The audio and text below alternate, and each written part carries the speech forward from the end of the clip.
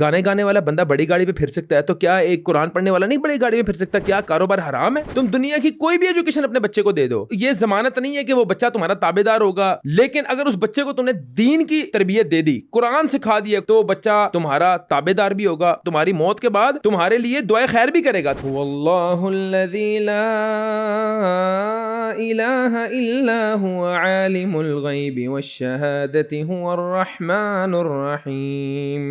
Public news میں خوش آمدید، میں ہوں آپ کا میزبان وجاہت خان۔ ناظرین، آج ہم آپ کی ملاقات ایک ایسے نوجوان سے کراتے ہیں کہ جو کہ ماشاءاللہ عالم دین بھی ہیں اور اس کے ساتھ ساتھ دنیاوی طور پر بھی ایک کامیاب بزنس مین ہیں، اور تراویح کے حوالے سے اگر بات کی جائے تو ان کی کرت بہت خوبصورت ہے۔ ماشاءاللہ خود وہ تراویح پڑھاتے ہیں، اور اس کے ساتھ ساتھ دنیا داری کی اگر بات کی جائے تو ماشاءاللہ اللہ تعالیٰ نے دنیا بھر کی ہر آسائش سے بھی ان کو نوازا ہوا ہے۔ ہمارے ساتھ ڈاکٹر سبیل اکرام موجود ہیں، ان سے بات کرتے ہیں۔ ڈاکٹر صاحب بہت شکریہ سب سے پہلے آپ کا۔ اچھا یہ بتائیے گا سر، عمومی طور پہ یہ تاثر ہے کہ جو دیندار شخصیات ہوتی ہیں، عالم دین ہوتے ہیں، ان کے پاس اگر تھوڑا سا مال یا ان کے پاس تھوڑا سا معاشی لحاظ سے مضبوط ہو تو ان کو ذرا معیوب سمجھا جاتا ہے، تو کیا دین میں یہ کنسیپٹ ہے کہ جو عالم دین ہوگا یا دینی شخصیات ہوں گی وہ معاشی طور پہ کمزور ہی ہوں تو وہ بہتر ہوتا ہے؟ بیسیکلی میں یہ سمجھتا ہوں اسلام ایک مکمل ضابطہ حیات ہے۔ اسلام میں کہیں بھی دین کی کسی کتاب میں نہیں لکھا ہوا کہ آپ جو ہے وہ سٹرائیو نہیں کر سکتے اپنی معیشت کے لیے۔ میں یہ سمجھتا ہوں کہ دنیا اور دین کو بیلنس کر کے چلنے والا ہی جو ہے نا وہ ایک کامیاب انسان ہے، کہ اسلام کے اصولوں پہ رہ کے کاروبار کریں، اسلام کے اصولوں پہ رہ کے آپ دنیا کے ہر امور کو جو ہے وہ اچھے طریقے سے انجام دیں، یہی آپ کو دین درس دیتا ہے۔ اور میں یہ سمجھتا ہوں کہ مدارس کے اندر اگر یہ چیز یا دیندار بندہ اگر سمجھ رہا ہے کہ میں دنیا کے لیے سٹرائیو نہیں کروں گا یا مجھے دنیا کو اب میں نے صرف دین کی خدمت کرنی ہے، تو میں یہ سمجھتا ہوں کہ طاقتور مومن اللہ تعالیٰ کو زیادہ پسند ہے۔ اگر اس کی معیشت بہتر ہوگی تو اس کی ایک میں سمجھتا ہوں کہ بات میں بھی زیادہ وزن ہوگا۔ اگر وہ اپنے ہی نمازیوں کا یا اپنے ہی لوگوں کا محتاج ہوگا تو اس کی بات میں کہاں وزن ہوگا۔ محتاج بندہ جو ہے وہ کہیں نہ کہیں جو ہے نا اس کے اندر ایک کمپلیکس ہوتا ہے جو کہ معاشرے میں یہ کہا جاتا ہے کہ اگر کوئی عالم دین ہو کہ یار دیکھیں یہ تو بڑے عالم دین ہیں اور اتنی بڑی بڑی گاڑیوں پہ پھرتے ہیں، تنقید کی جاتی ہے۔ تو اگر ایک گلوکار یا ایک گانے گانے والا بندہ بڑی گاڑی پہ پھر سکتا ہے تو کیا ایک قرآن پڑھنے والا نہیں بڑی گاڑی میں پھر سکتا؟ کیا ایک دین کا درس دینے والا بڑی گاڑی میں نہیں پھر سکتا؟ حضرت عبد الرحمن بن عوف عشرہ مبشرہ کے ایک صحابی ہیں، ٹھیک ہے، انہوں نے حضور صلی اللہ علیہ وسلم سے یہ پوچھا کہ یا رسول اللہ میرا دل یہ چاہتا ہے کہ میں ایک ایسی پوشاک پہنوں جو مدینہ میں کسی نے نہ پہنی ہو، تو ہمارے نبی کریم صلی اللہ علیہ وسلم نے ان کو اجازت دی۔ تو مطلب ایک ہمارے پاس اتنی زبردست ایگزامپل سیٹ ہیں، تو کیا کاروبار حرام ہے؟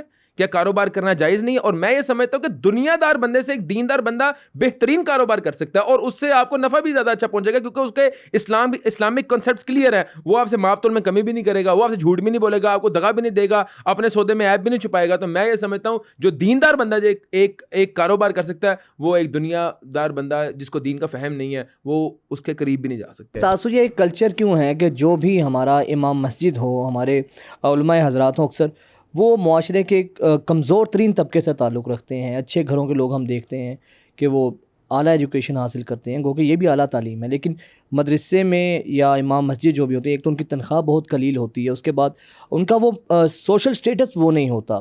اس کی کیا وجہ ہے بنیادی طور پہ؟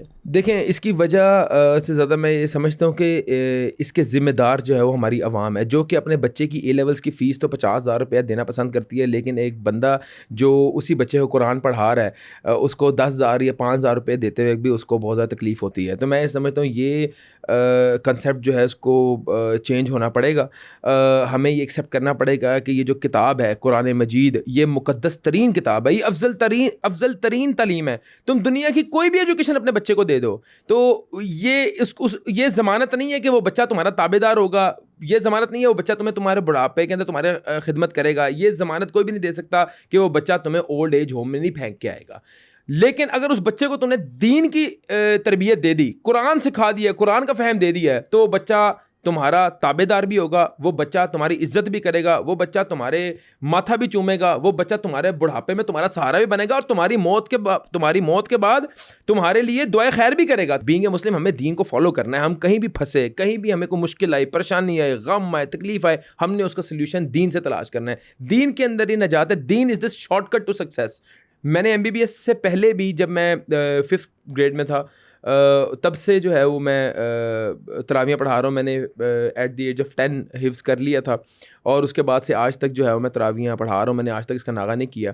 MBBS کے بعد جب میں نے کاروبار سٹارٹ کیا تب بھی میں تراویح پڑھا رہا ہوں. اور بلکہ میں یہ سمجھتا ہوں کہ اگر اللہ تعالیٰ نے مجھے کوئی چیز عطا کی ہے, بزنس کے اندر میں فلرش کی ہوں, یا بزنس کے اندر جو ہے وہ میں نے بڑے شارٹ ٹائم کے اندر اللہ تعالیٰ نے مجھے بہت زیادہ ترقی دی ہے, تو اس کی وجہ بھی یہ ہے کہ میں نے دین کے اصولوں پہ جو ہے نا وہ دین کے اصول فالو کیے ہیں. حضرت محمد صلی اللہ علیہ وسلم ان کے بتائے ہوئے اصولوں پہ, ان کی شریعت کے اوپر چل کے ہی میں یہ سمجھتا ہوں کہ 10 سالوں کا سفر آپ 10 مہینے میں طے کر سکتے ہیں. اگر آپ نے دین کو سائڈ کر دیا تو یہ ترقی عارضی ہے, اس میں نہ برکت ہوگی نہ خیر ہوگی. علامہ حسان الہی ظہیر شہید کے آپ نواسے ہیں, اور تراویح کا سب سے بڑا اجتماع آپ کی امامت میں ہوتا ہے, آپ کی مسجد میں ہوتا ہے, کامیاب کاروباری بھی ہیں, تو کس طرح مینیج کرتے ہیں, ذریعہ روزگار کیا ہے آپ کا؟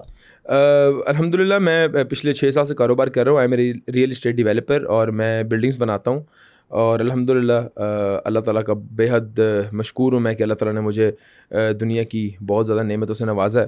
ماشاءاللہ آپ کی کرت بہت پیاری ہے, کروڑوں لوگ آپ کو سنتے ہیں فیس بک پہ, سوشل میڈیا پہ, تو میں چاہوں گا کہ ہماری جو کلوزنگ ہے وہ آپ کی کرت کے ساتھ ہی ہو جائے. اعوذ باللہ من الشیطان الرجیم, بسم اللہ الرحمن الرحیم. هو اللہ الذی لا الہ الا هو عالم الغیب والشہادة هو الرحمن الرحیم.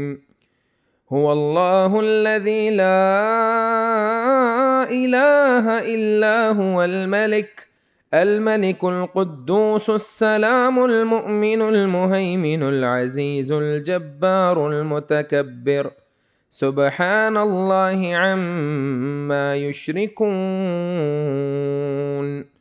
هو الله الخالق البارئ المصور له الأسماء الحسنى يسبح له ما في السماوات والأرض وهو العزيز الحكيم. صدق الله العظيم. جزاک اللہ.